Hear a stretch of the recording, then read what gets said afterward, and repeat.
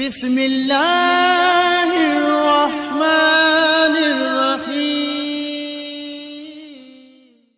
अऊज़ु बिल्लाहि मिनश्शैतानिर्रजीम। बिस्मिल्लाहिर्रहमानिर्रहीम।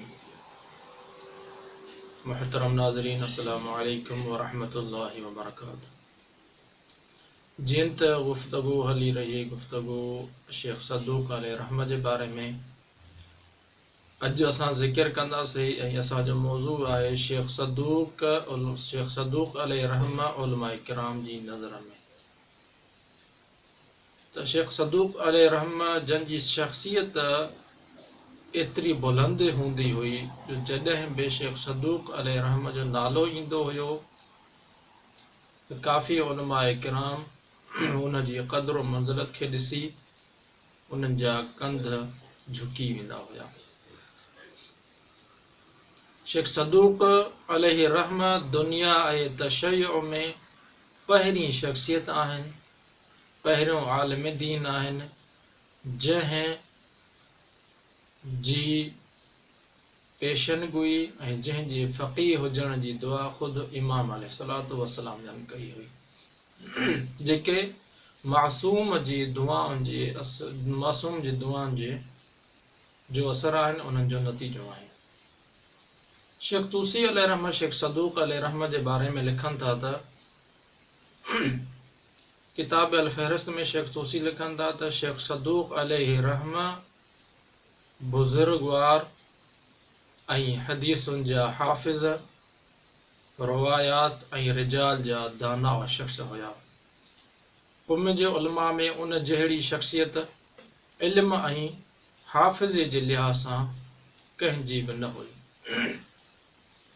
ऐं इब्न इदरीस हिली पंहिंजे किताब सफ़ीनतुल विहार में लिखनि था त शेख सदूक़ अलैहि रहमह दानिशमंद, बुज़ुर्गवार, मोरद इत्मिनान, अहादीस ऐं रिजाल जा आलिम ऐं असांजा उस्ताद हुया। शेख असदुल्लाह शुस्तरी पंहिंजे किताब में लिखनि था त शेख सदूक़ अलैहि रहमह रईसुल मुहद्दिसीन ऐं दीन जे असास बुनियादनि खे ज़िंदा करण वारा शेख सदूक़ अलैहि रहमह आहिनि। शेख सदूक़ ऐं उन जो भाउ इमाम ज़माना जे दुआउनि सां पैदा थिया आहिनि।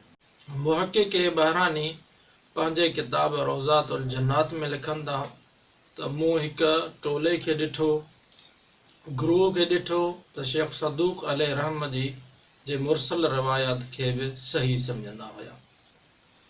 ऐं उन खां अलावा आयतुल्लाह मामकानी चवनि था त शेख सदूक़ अलैहि रहमह मर्द बुज़ुर्गवार जी शख़्सियत ऐं वसाक़त ऐं अदालत ते ख़दशो करणु ईअं ई आहे जीअं न कोई माण्हू चमकंदड़ सिज जी रोशनीअ ते ख़दशो करे, जंहिंजे बारे में हज़रत वली उल असर अलैहिस्सलाम उन जे हक़ में फरमायो आहे इन्नल्लाह सुब्हानहु यनफ़अु बिही, त शेख सदूक़ अलैहि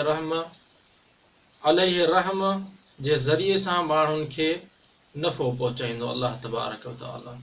लिहाज़ा हीअ ॻाल्हि इन्ही जे तौसीक़ ऐं अदालत ते वाज़िह दलील ऐं सबूत आहे। वस्सलामु अलैकुम व रहमतुल्लाहि व